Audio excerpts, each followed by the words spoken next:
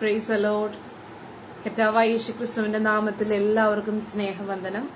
Rose family prayer ഗ്രൂപ്പിൽ എന്നെ കേൾക്കുന്ന എല്ലാവരെയും കർത്താവ് ധാരാളം അനുഗ്രഹിക്കുമാറാകട്ടെ.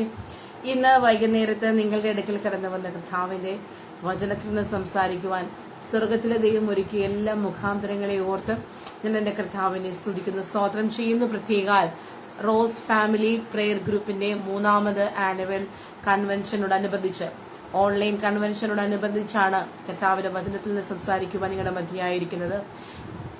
നീണ്ട 3 വർഷക്കാലം ഓൺലൈനിൽ സജീവമായി കർത്താവിന്റെ സുവിശേഷം ലോകമെമ്പാടും എത്തിക്കുക എന്നുള്ള ലക്ഷ്യത്തോടുകൂടി ആമേൻ ഒരു പ്രയർ ഗ്രൂപ്പ് സ്റ്റാർട്ട് ചെയ്തതിനെ ഓർത്ത് കർത്താവിനെ സ്തുതിക്കുന്നു, സ്തോത്രം ചെയ്യുന്നു.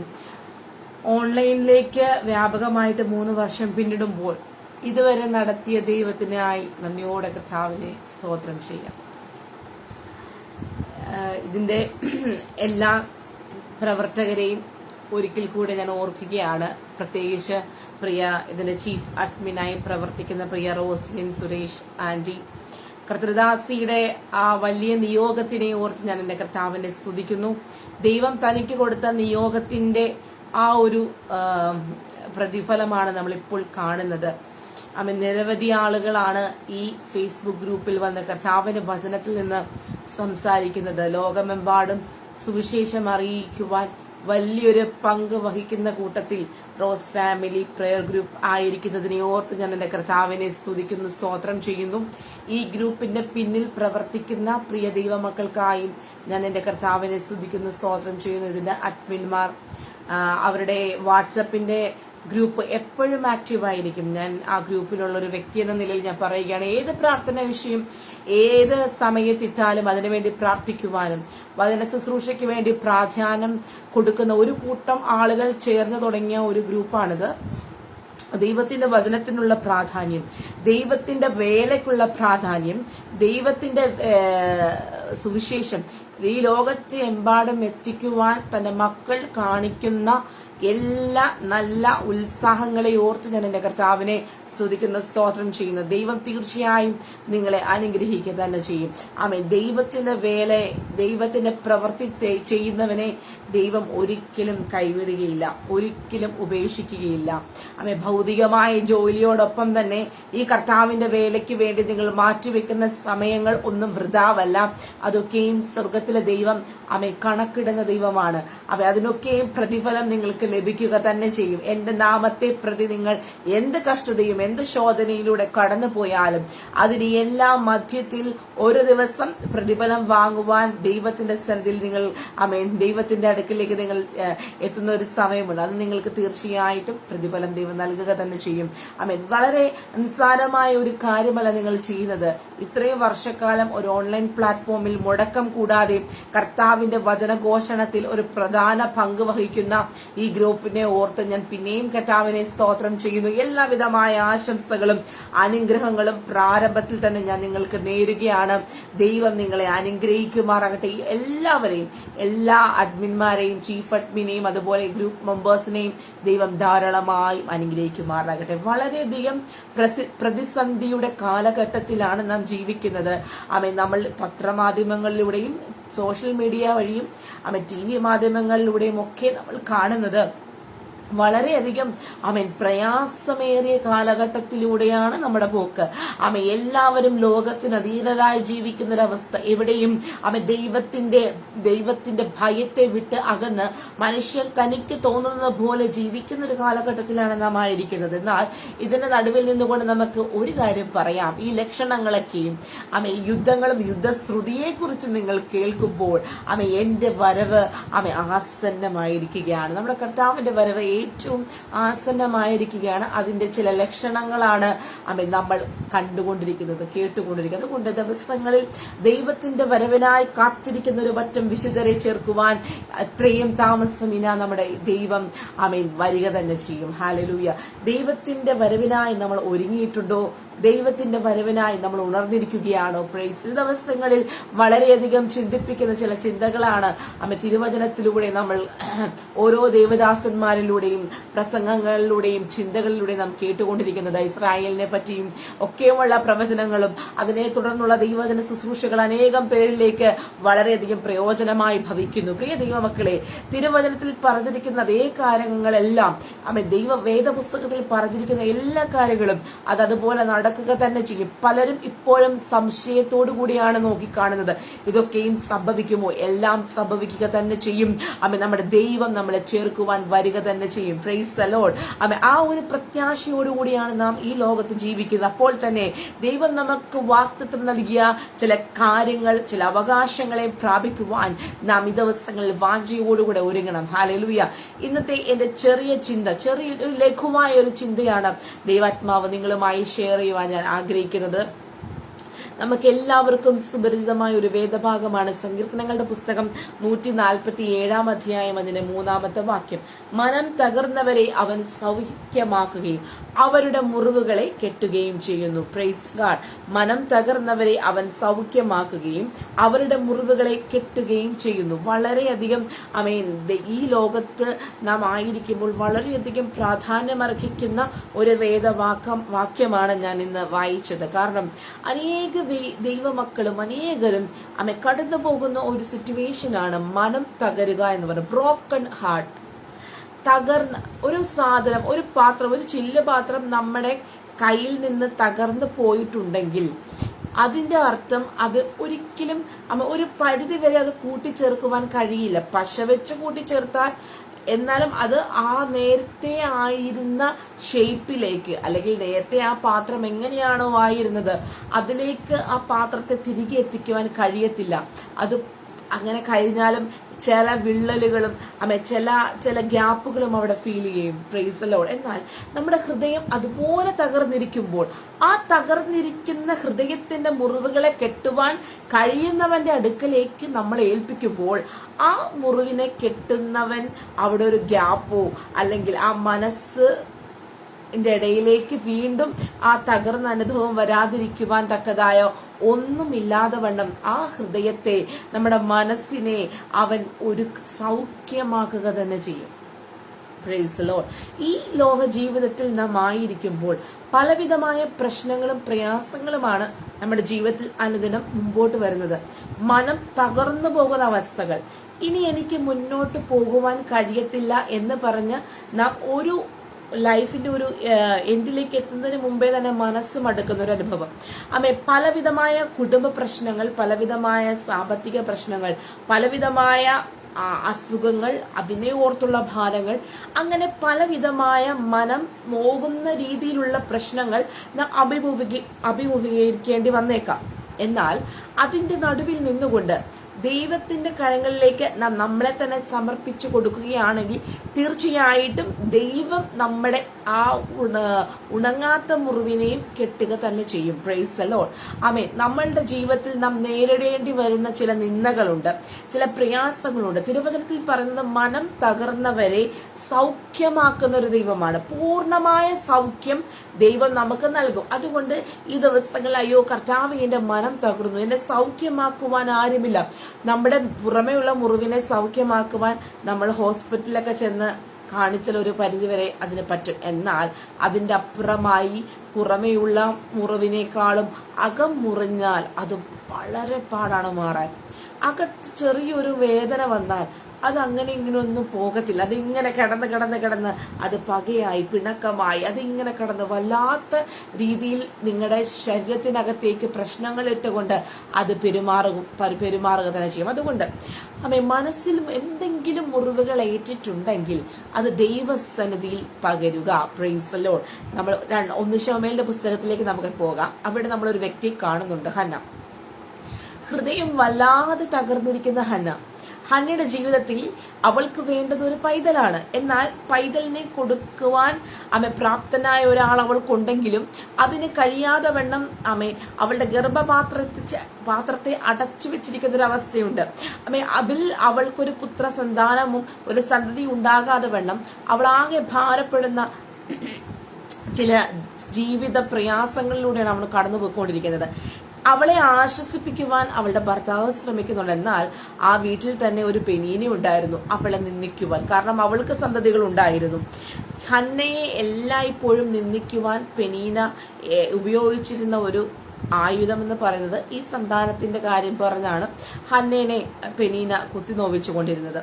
എന്നാൽ അവൾ ദൈവത്തിന്റെ സന്നിധിയിൽ അവളുടെ ഹൃദയത്തെ പകർന്നപ്പോൾ അവളുടെ വിഷമം, അവളുടെ മനം ആ തകർന്ന ഒരു അനുഭവത്തോടു കൂടിയാണ് അവൾ ദൈവത്തിന്റെ അടുക്കലേക്ക് വന്നത്. അപ്പൊ ദൈവത്തോട് പറയുന്ന ഒരു കാര്യമുണ്ട്. ഹന്ന പറയാം, കർത്താവ് എനിക്കൊരു മകനെ തന്നാൽ ഞാൻ അവനെ നിനക്ക് വേണ്ടി നേരാം. ആമേൻ, ഞാൻ അവനെ നിനക്ക് തന്നുകൊള്ളാം. ആമേൻ. ഹന്നയുടെ പ്രതിഷ്ഠ, ഹന്നയുടെ ആ ഹൃദയത്തിന്റെ സമർപ്പണം അവളുടെ ജീവിതത്തിൽ വലിയ ഒരു വഴിത്തിരിവിലേക്ക് അവളെ നയിച്ചതായി നമുക്ക് അവിടെ വായിക്കുവാൻ കഴിയും. 1 ശമൂവേലിന്റെ പുസ്തകത്തിലാണ് നമ്മൾ വായിക്കുന്നത്. ഹന്ന അവൾ വളരെയധികം മനോവ്യസനമുള്ള സ്ത്രീ ആയിരുന്നു. എന്തുകൊണ്ടാ? ഈ ഒരു പരിധിവരെ മക്കളില്ലാതെ ഭാരപ്പെടുന്നവർക്ക് അവരുടെ ഉള്ളിൽ വിഷമങ്ങൾ ഉണ്ടാകും. അത് ഉള്ളിൽ വെച്ചുകൊണ്ടാണ് അവര് മറ്റുള്ളവരുടെ മുമ്പിൽ ചിരിക്കുന്നത്. ഒരു പരിധിവരെ അവർ മറ്റുള്ളവരുടെ മുമ്പിൽ ചിരിക്കുന്നത് ഈ വിഷമങ്ങൾ ഇട്ടുകൊണ്ട്. എന്നാൽ മറ്റുള്ളവർ ഇവരുടെ ആ പ്രയാസങ്ങൾ അറിയാതെയാണ് അവരോട് ഓരോന്ന് പറഞ്ഞു നോവിക്കുന്നത്. അവരുടെ ഉള്ളം നീറുന്നത് ദൈവം കാണുന്നുണ്ട്. പ്രിയ ദൈവമക്കളെ, ആരെങ്കിലും എന്നെ കേൾക്കുന്നവർ തലമുറയുടെ കാര്യത്തിൽ വിഷമത്തോടെ ആയിരിക്കുന്നെങ്കിൽ, നിങ്ങൾ നിന്ദകൾ ഏറ്റുകൊണ്ടിരിക്കുകയാണെങ്കിൽ, നിങ്ങളുടെ മനം നുറുകിക്കൊണ്ടിരിക്കുകയാണെങ്കിൽ, ആ നുറുക്കത്തെ മാറ്റുവാൻ സർവശക്തനായ ദൈവം നിങ്ങളുടെ അടുക്കലേക്ക് ഇറങ്ങി വരുന്നുണ്ട്. തലമുറകളുടെ വിഷയത്തിൽ ഭാരപ്പെടുന്നവരുടെ ജീവിതത്തിന്റെ മേൽ ഇന്ന് വൈകുന്നേരം ഇപ്പോൾ ദൈവത്തിന്റെ ആത്മാവ് നിങ്ങളുടെ ശരീരങ്ങളിലേക്ക് ഇറങ്ങി വരികയാണ്. ദൈവത്തിന് ഒരു കാര്യവും അസാധ്യമല്ല. ആമേൻ. മറിയ പരിശുദ്ധാത്മാവിനാൽ ഗർഭം ധരിച്ചവളാണ്. അവളുടെ ജീവിതത്തിൽ അന്നുവരെ സംഭവിക്കാത്ത ചില അത്ഭുതകരമായ സംഭവങ്ങൾ സംഭവിക്കുവാൻ അവൾ ദൈവത്തിന്റെ കരങ്ങളിലേക്ക് ഏൽപ്പിച്ചപ്പോൾ, ആമേൻ, അവളെ ദൈവം എടുത്തു മാനിച്ചുയർത്തിയ വഴികൾ നമ്മൾ വായിക്കുന്നുണ്ട്. ഈ ലോകത്തിൽ, ആമേൻ, അവൾക്ക് നേടിയെടുക്കാവുന്നതിലും അപ്പുറമായി എവിടെയോ എങ്ങോ മറഞ്ഞിരുന്ന അവളെ, ദൈവത്തിന് വേണ്ടി നേർന്നിരുന്ന അവളെ, കണ്ടിരുന്ന അവളെ ദൈവം പുറത്തെടുത്തുകൊണ്ടുവരുന്നത് എങ്ങനെയാ? ഒരു വിശുദ്ധ പ്രജയെ അവളുടെ ഉദരത്തിൽ ഉത്ഭവിപ്പിച്ചുകൊണ്ട്. പ്രിയ ദൈവജനമേ, ആമേൻ, എവിടെയോ മറഞ്ഞിരുന്ന മറിയ അവൾ പരിശുദ്ധാത്മാവിനാൽ കൃപ ലഭിച്ചവളായി അവളുടെ ഉദരത്തിൽ വിശുദ്ധ പ്രജ ജനിച്ചു. അവൾ അങ്ങനെയാണ് ഈ ലോകം മൊത്തം മറിയ അറിയപ്പെട്ടത്. Price the Lord, hallelujah. പലപ്പോഴും അവൾ പ്രതീക്ഷിക്കാത്ത കാര്യമാണ് നടന്നത്. എന്റെ ഒരു ഭാവനയിൽ പറഞ്ഞാൽ, മറിയ അവൾ ദൈവമായിട്ടുള്ള അവളുടെ അടുപ്പം, ആമേ, അവളെ ദൈവം ഒരു പ്രത്യേക ഒരു നിലവാരത്തിലേക്ക് ദൈവം നയിച്ചതാണ്. ലോകർ അറിയത്തക്ക രീതിയിൽ ഒരു അത്ഭുത വിഷയമാക്കി മറിയയുടെ ജീവിതത്തിൽ സംഭവിച്ചെങ്കിൽ, പ്രിയ ദൈവമക്കളെ, ഒരു അത്ഭുത വിഷയമാകുമാറ് നിങ്ങളുടെ ജീവിതത്തിലെ മനപ്രയാസത്തെ മാറ്റുവാൻ പ്രതീക്ഷിക്കാത്ത ചില സംഭവങ്ങൾ നിങ്ങളുടെ ജീവിതത്തിൽ ദൈവം ചെയ്യുക തന്നെ ചെയ്യും. അപ്പോൾ തന്നെ എടുത്തു പറയണം, സക്കറിയാവും എലിസബത്തും അവരും ഇതുപോലെ മനസ്സിൽ വേദന പെട്ടിരുന്ന സമയം, തക്ക സമയമല്ലേ വിശുദ്ധ പ്രജയും നമ്മുടെ യേശുവും യോഹന്നാനും തമ്മിൽ അവരുടെ ജനനവും അവരുടെ വളർച്ചയൊക്കെയും നമ്മൾ വായിക്കുമ്പോൾ നമുക്കറിയാം, അതൊക്കെയും ദൈവത്തിന്റെ പ്ലാനിങ് ആയിരുന്നു. പ്രിയ ദൈവമക്കളെ, ദൈവത്തിന് നമ്മളെ കുറിച്ച് ഓരോ പ്ലാനിങ് ഉണ്ട്. ആ പ്ലാനിങ് കറക്റ്റ് ടൈമിൽ ദൈവം നമ്മുടെ ജീവിതത്തിൽ അത് നിവർത്തിക്കുക തന്നെ ചെയ്യും. അതുകൊണ്ട് പ്രയാസപ്പെടേണ്ട, മനം നിരാശപ്പെടുകയും വേണ്ട. നമ്മുടെ തകർന്നിരിക്കുന്ന ഹൃദയത്തെ ദൈവത്തിന്റെ സന്നിധിയിൽ പകരുക തന്നെ ചെയ്യുക. ദൈവത്തിന്റെ സന്നിധിയിൽ പകരുമ്പോൾ ഹന്നയ്ക്ക് ലഭിച്ചത് ഒരു പ്രവാചകനെയാണ്. അന്ന് ഇസ്രായേൽ രാജ്യം കണ്ടതിൽ വെച്ച് ഏറ്റവും വലിയൊരു പ്രവാചകനെയാണ് ദൈവം അവൾക്ക് വേണ്ടി ഒരുക്കിയത്. അവൾ പോലും വിചാരിച്ചില്ല, ഒരു പക്ഷേ അവളുടെ ആ മനോവ്യസനം അവളാകെ തകർന്ന് തരിപ്പണമായി അവളുടെ ഹൃദയം അതുപോലെ പകരുമ്പോഴൊന്നും അവൾ വിചാരിച്ചില്ല, എനിക്ക് ലഭിക്കുന്ന പൈതൽ ആ കാലത്ത് അറിയപ്പെടുന്ന ഒരു പ്രവാചകനാകുമെന്ന് ഒരിക്കലും അവൾ വിചാരിച്ചില്ല. യഹോവയോട് പ്രാർത്ഥിച്ചു, യഹോവയോട് അവൾ വളരെ കരഞ്ഞു, ഒരു നേർച്ച നേർന്നു. പ്രിയ ദൈവമക്കളെ, യഹോവയുടെ കരങ്ങളിൽ നമ്മളെ തന്നെ സമർപ്പിക്കുമ്പോൾ ദൈവം നമ്മളെ നമ്മുടെ കരച്ചിൽ കണ്ട് നമ്മുടെ വേദന കണ്ട് അത് കണ്ടിട്ട് അവിടെ നിന്ന് മാറിപ്പോകുന്ന ഒരു ദൈവമല്ല നാം ആരാധിക്കുന്ന ദൈവം. Price the Lord. ഹൃദയം നുറങ്ങിയവർക്ക് യഹോവ സമീപസ്ഥനാണ്, മനസ്സ് തകർന്നവരെ അവൻ രക്ഷിക്കുക തന്നെ ചെയ്യും. അപ്പോൾ ആരെയാണ് രക്ഷിക്കുന്നത്? മനസ്സ് തകർന്നിരിക്കുന്നവരെ. ചില തകർച്ചകളെ മാറ്റുന്ന ഒരു ദൈവം. ഹല്ലേലൂയ. ചില തകർന്നും നുറങ്ങിയിരിക്കുന്ന ഹൃദയത്തെ ദൈവമേ നീ നിരസിക്കത്തില്ല. ആരെയാണ് നിരസിക്കാത്തത്? തകർന്നും നുറുങ്ങിയിരിക്കുന്ന ഹൃദയത്തെ ദൈവം നിരസിക്കില്ല. അപ്പൊ നമ്മൾ വായിച്ച വാക്യത്തിലൂടെ നാം പഠിക്കുമ്പോൾ നമ്മൾ ഇത്രയും പറഞ്ഞ വാക്യങ്ങളിൽ എല്ലാം പറയുന്നത് ഒരു കാര്യമാണ്. മനം തകർന്നവരെ അവൻ സൗഖ്യമാക്കും, അവരുടെ മുറിവുകളെ കെട്ടും, അവരെ അവൻ ആശ്വസിപ്പിക്കും. ഹൃദയം നുറങ്ങിയവർക്ക് യഹോവ സമീപസ്ഥനാണ്.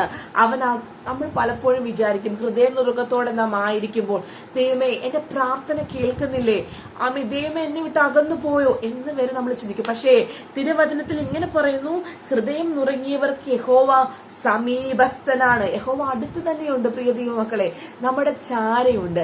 നമ്മളെ ഒന്ന് ആലിംഗനം നമ്മൾ ദൈവത്തെ ആലിംഗനം ചെയ്ത് പ്രാർത്ഥിച്ചിട്ടുണ്ടോ? ഇനി അങ്ങനെ ഒന്ന് പ്രാർത്ഥിച്ചു നോക്കണം. ദൈവമേ ഞാൻ അങ്ങേ കെട്ടിപ്പിടിച്ചോട്ടെ. അപ്പാ ദൈവത്തിന്റെ സ്ഥലത്ത് അങ്ങനെ പ്രാർത്ഥിക്കുമ്പോൾ ഒന്നും കൂടി ആ അപ്പനുമായിട്ടുള്ള സ്നേഹബന്ധം നമ്മുടെ ഇടയിൽ വർദ്ധിക്കുക തന്നെ ചെയ്യും. അതുകൊണ്ട് മനം തകർന്നവരുടെ മുറിവുകളെ കെട്ടുന്നത് ദൈവത്തിന്റെ സന്നിധിയിൽ നാം നമ്മളെ തന്നെ സമർപ്പിക്കപ്പെടുമ്പോഴാണ്. നമ്മുടെ മനസ്സിനേറ്റ മുറിവുകൾ അത്രയും പെട്ടെന്നൊന്നും ഒരുപക്ഷെ മായ്ക്കുവാൻ കഴിയില്ല. പല രീതിയിൽ മനസ്സിന് മുറിവേൽക്കാം. ഞാനിത് നേരത്തെയും ദൈവദിനത്തിലൂടെ ഞാനിത് ഷെയർ ചെയ്തിട്ടുണ്ടെന്നാൽ പല രീതിയിൽ പലരോട് നമ്മൾ പറഞ്ഞ വാക്കുകൾ കൊണ്ടായിരിക്കാം, ഒരു പക്ഷെ അവർ നമ്മളോട് പറഞ്ഞ എന്തെങ്കിലും വാക്കായിരിക്കാം, അല്ലെങ്കിൽ എന്തെങ്കിലും കണ്ടിട്ടും കാണാതെ പോയതും, അല്ലെങ്കിൽ എന്തെങ്കിലും ശ്രദ്ധിക്കപ്പെടാതെ പോയ പല വിധമായ കാര്യങ്ങൾ നമ്മുടെ മനസ്സിൽ അത് കയറിപ്പറ്റിക്കണ്ട. നമ്മൾ പിന്നെ അതിനെ ഓർത്ത് വ്യാകുലപ്പെട്ട് അത് വല്ലാത്തൊരു പ്രയാസമായി നമ്മുടെ മനസ്സിൽ ഇങ്ങനെ കിടക്കും. അത് മറ്റുള്ള രോഗങ്ങളിലേക്ക് നമ്മളെ നയിക്കുക തന്നെ ചെയ്യും. അപ്പോൾ എപ്പോഴും സാത്താൻ ദൈവത്തിന്റെ അടുക്കലേക്ക് നമ്മളെ അകറ്റാതെ വണ്ണം നമ്മളുടെ ജീവിതത്തിൽ ഇതുപോലുള്ള മനപ്രയാസങ്ങളെ കൊണ്ടുവരും. അത് ഭയമായി, വെറുപ്പായി, ദൈവത്തിന്റെ സ്നേഹം നമ്മളിൽ വരാതെ മറ്റുള്ളവരോട് വെറുപ്പും കയ്പും പകയും വിദ്വേഷവും എല്ലാത്തിനോടൊരു ഭയവും, എല്ലാവരോടും സംസാരിക്കുവാൻ ഒരു പ്രയാസവും, അങ്ങനെ വേണ്ട പലവിധ കാര്യങ്ങളായി അത് ഫോം ചെയ്യപ്പെടും. എന്നാൽ ദൈവത്തിന്റെ സ്നേഹം നമ്മുടെ ഉള്ളിലേക്ക് വരുമ്പോൾ ഇതൊക്കെ മാറുക തന്നെ ചെയ്യും. ദൈവ സ്നേഹത്താൽ നാം സന്തോഷമായി, നമ്മുടെ ജീവിതം സന്തോഷകരമായി മാറുമ്പോൾ ഈ കാര്യങ്ങളൊക്കെയും മാറുക തന്നെ ചെയ്യും. തികഞ്ഞ സ്നേഹം ഭയത്തെ പുറത്താക്കുന്നു എന്നാണ് തിരുവചനത്തിൽ വായിക്കുന്നത്. അതുകൊണ്ട് ജീവിതത്തിൽ ഇതുപോലുള്ള മനപ്രയാസങ്ങളിലൂടെ ആരെങ്കിലൊക്കെ കടന്നു പോകുന്നുണ്ടെങ്കിൽ ഹൃദയം നുറുങ്ങിയിരിക്കുന്ന അവസ്ഥകൾ, നുറുങ്ങൽ എന്ന് പറഞ്ഞാൽ അത് ആകെ തകർന്ന് തരിപ്പണമായി, നമ്മൾ വിചാരിക്കുന്നത് പോലെയല്ല ദൈവത്തിന്റെ വിചാരങ്ങൾ. ഇങ്ങനെ തകർന്നു നുറുങ്ങിയിരിക്കുന്ന ഹൃദയത്തെയാണ് ദൈവം സൗഖ്യമാക്കാമെന്ന് വാക്ക് നമുക്ക് നൽകിയിരിക്കുന്നത്. നമ്മൾ വിചാരിക്കും തകർന്നു പോയതിനെ ഇനി ഒരിക്കലും കൂട്ടിച്ചേർക്കുവാൻ പറ്റില്ല. എന്നാൽ ദൈവത്തിന്റെ സന്നിധിയിൽ അതിനെ ദൈവം സൗഖ്യമാക്കുകയും ആ മുറിവുകളെ കെട്ടുകയും ചെയ്യും. ഹന്നയുടെ ജീവിതത്തിൽ അവൾ മനോവ്യസനം കൊണ്ട് കരഞ്ഞ് അവൾ പ്രാർത്ഥിച്ചു. അവൾ ദൈവത്തിന്റെ സന്നിധിയിൽ ഒരു നേർച്ച നേർന്നു. അടിയനെ ഓർക്കുകയും മറക്കാതെ ഒരു പുരുഷ സന്താനത്തെ നൽകുകയും ചെയ്താൽ അടിയൻ അവനെ ജീവപര്യന്തം യഹോവയ്ക്ക് കൊടുക്കുമെന്നുള്ള നേർച്ച ഹന്ന നേരുകയാണ്. അവൾ ആ നേർച്ച നേരുമ്പോഴും അവളുടെ ഹൃദയത്തിൽ ഒരു വേദനയുണ്ട്. എന്നാൽ അവൾ നേർന്നത് പോലെ തന്നെ അവൾ ചെയ്തു. ആ പൈതലിനെ അവൾ ദൈവത്തിന്റെ സന്നിധിയിൽ കൊടുത്തു, ദൈവത്തിന് വേണ്ടി കൊടുത്തു. ഇസ്രായേലിൽ ആ രാജ്യത്തിൽ കണ്ട ഏറ്റവും വലിയ പ്രവാചകനാക്കി ശമൂവേൽ പ്രവാചകനായി. ഹല്ലേലൂയ. പ്രിയ ദൈവമക്കളെ, നമ്മൾ ദൈവത്തിന്റെ സന്നിധിയിൽ ഇരുന്ന് നമ്മുടെ ഹൃദയം തകർന്നിരിക്കുമ്പോൾ, നമ്മൾ ഹൃദയത്താൽ ഭാരപ്പെടുമ്പോൾ, നമ്മുടെ വേദന മറ്റാരുമായി ഷെയർ ചെയ്യാൻ കഴിയാതെ വണ്ണം ദൈവത്തിന്റെ സന്നിധിയിൽ ഇരിക്കുമ്പോൾ ആ തകർന്നും നുറുങ്ങിയുമുള്ള ഹൃദയത്തെ കാണുന്ന ഒരു ദൈവമുണ്ട്. ദൈവം തീർച്ചയായും നിങ്ങളുടെ ജീവിതത്തിൽ ഒരു അത്ഭുതം പ്രവർത്തിക്കുമെന്ന് നിങ്ങൾ വിശ്വസിക്കുന്നു. ഇന്ന് വൈകുന്നേരം ഒരു ചെറിയ ചിന്തയാണ് ഞാൻ പറയുന്നത്. തകർന്നിരിക്കുന്ന ഹൃദയത്തെ സൗഖ്യമാക്കുന്ന ഒരു ദൈവം, ആ മുറിവുകളെ കെട്ടുന്ന ഒരു ദൈവം. അതുകൊണ്ട് ദിവസങ്ങളിൽ ആ മുറിവിനെ ഒന്ന് കെട്ടാമോ? ആ തകർന്നിരിക്കുന്ന ഹൃദയത്തെ ഒന്ന് സൗഖ്യമാക്കുവാൻ ദൈവത്തിന്റെ കരങ്ങളിലേക്ക് നിങ്ങളെ തന്നെ ഏൽപ്പിക്കാമോ? പ്രിയ ദൈവമക്കളെ, നമ്മുടെ തകർച്ച അത് കണ്ട് സന്തോഷിക്കുവാൻ ശത്രുവിന് ഇടം കൊടുക്കരുത്. എവിടെയെങ്കിലും ഒരിടം കൊടുത്താൽ അവൻ അതിൽ നുഴഞ്ഞു കയറി പലവിധമാകുന്ന പ്രശ്നങ്ങൾ നമ്മുടെ ജീവിതത്തിൽ വരുത്തുക തന്നെ ചെയ്യും. അതുകൊണ്ട് ഹൃദയത്തിന്റെ എവിടെയെങ്കിലും ഭാഗത്ത്, ഏതെങ്കിലും മാറ്റത്ത് നിങ്ങൾ ഒരു നുറുക്കം അനുഭവിക്കുന്നുണ്ടെങ്കിൽ ഇന്ന് പകൽക്കാലം ദൈവത്തിന്റെ സന്നിധിയിൽ ആ നുറുക്കത്തെ ഒന്ന് ഏൽപ്പിക്കാമോ? കർത്താവേ, ഈ നുറുക്കം ഒന്ന് മാറ്റണമേ, അങ്ങ് ഈ മുറിവിനെ ഒന്ന് കെട്ടണമേ. അപ്പ ഈ നുറുക്കത്തെ സൗഖ്യമാക്കുവാൻ അങ്ങേക്ക് കഴിയുമെന്ന് ഞങ്ങൾ വിശ്വസിക്കുന്നു. നമ്മൾ വായിച്ചു വാക്യങ്ങളിലൂടെ എല്ലാം പറയുന്നത് സൗഖ്യമാക്കുന്ന ഒരു ദൈവമാണ്, മനം തകർന്നവരെ മുറിവുകൾ കെട്ടുന്ന ദൈവമാണ്, സമീപസ്ഥനാണ്, രക്ഷിക്കുന്ന ദൈവമാണ്. ഈ 4 കാര്യങ്ങൾ മനം തകർന്നിരിക്കുന്നവർക്ക് വേണ്ടി ദൈവം ചെയ്യുന്നവനാണ്. പ്രൈസ്. അതുകൊണ്ട് നമ്മുടെ ദൈവം നമ്മളെ രണ്ടാമതും ചേർക്കാൻ വരാറായി. അതിനുവേണ്ടി നമ്മൾ ഒരുങ്ങുവാൻ ഈ ദിവസങ്ങളിൽ പല സംഭവങ്ങളും നമ്മളെ ഓർപ്പിച്ചുകൊണ്ടിരിക്കുന്നു. Price the Lord. ആ ദൈവത്തെ എതിരേൽക്കുവാൻ നമ്മൾ ഒരുങ്ങുവാൻ നിൽക്കുമ്പോൾ തന്നെ ഇതുപോലുള്ള പലവിധ പ്രശ്നങ്ങൾ നമ്മുടെ ഹൃദയത്തെ നുറുക്കിക്കളഞ്ഞ് പിന്നോട്ട് വലിക്കാതെ മുന്നോട്ട് ആഞ്ഞുകൊണ്ട് ആ ലക്ഷ്യത്തിലേക്ക് എത്തുവാൻ നമ്മളെ സഹായിക്കുന്ന ദൈവത്തിന്റെ അടുക്കലേക്ക് നമ്മളെ തന്നെ ഭരമേൽപ്പിക്കുമെങ്കിൽ ഈ ദിവസങ്ങളിൽ ചില മനം നുറുങ്ങിയ അവസ്ഥകളെ മാറ്റി സൗഖ്യം നൽകുവാൻ ദൈവം ആഗ്രഹിക്കുന്നുണ്ട്. അതുകൊണ്ട് ഏതൊരു സാഹചര്യത്തിലും ഏതൊരു മേഖലയിലും എവിടെയാണെങ്കിലും ഞാൻ ഒരു ഉദാഹരണം വെച്ച് പറഞ്ഞത് മാത്രമേ ഉള്ളൂ. പക്ഷെ പല രീതികളിൽ പല വിഷയങ്ങളിൽ നുറുക്കം അനുഭവിക്കുന്നവരുണ്ട്. എന്നാൽ അവരെയെല്ലാം നോക്കിക്കൊണ്ട് ഞാൻ പറയുകയാണ്, നിങ്ങളുടെ നുറുക്കത്തെ, നിങ്ങളുടെ വേദനയെ സൗഖ്യമാക്കുന്ന ഒരു ദൈവത്തെയാണ് നാം ആരാധിക്കുന്നത്. നാം ആരാധിക്കുന്ന ദൈവം, നാം സേവിക്കുന്ന ദൈവം നമ്മളെ തനിച്ചാക്കി പോകുന്ന ഒരു ദൈവമല്ല.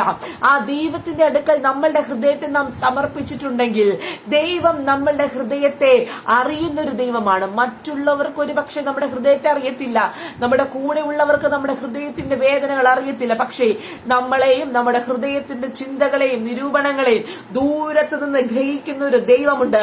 ആ ദൈവം നമ്മുടെ ഹൃദയത്തിന്റെ നുറുക്കത്തെ സൗഖ്യമാക്കുവാൻ വേണ്ടി പോവുകയാണ്. അതുകൊണ്ട് ഇന്ന് പകൽക്കാലം എത്ര പേർക്ക് സൗഖ്യം ആവശ്യമാണ്? കർത്താവേ, എന്റെ നുറുക്കത്തെ ഒന്ന് മാറ്റണമേ, എന്റെ തകർന്നിരിക്കുന്ന ഹൃദയത്തിൽ എനിക്ക് ആ മുറിവിനെ ഒന്ന് വെച്ച് കെട്ടണമേ എന്ന് ദൈവത്തോട് എത്ര പേർക്ക് പ്രാർത്ഥിക്കുവാൻ കഴിയും? ഇന്ന് പകൽക്കാലം ഒരു സൗഖ്യം നിങ്ങളുടെ ജീവിതത്തിലേക്ക് വ്യാപരിക്കുകയാണ്. Praise the Lord. ഹല്ലേലൂയ. നമുക്കറിയാം, യോഹന്നാന്റെ സുവിശേഷത്തിൽ മഗ്ദലക്കാരത്തി മറിയ കല്ലറക്കൽ യേശുവിനെ കാണും. യേശുവിന്റെ ശരീരം വെച്ച കല്ലറക്കലേക്ക് അവൾ അതിരാവിലെ ഓടി വരികയാണ്. അവളും അതിന്റെ അപ്പനുമായിട്ടുള്ള ഒരു ആത്മീയ ബന്ധമുണ്ട്.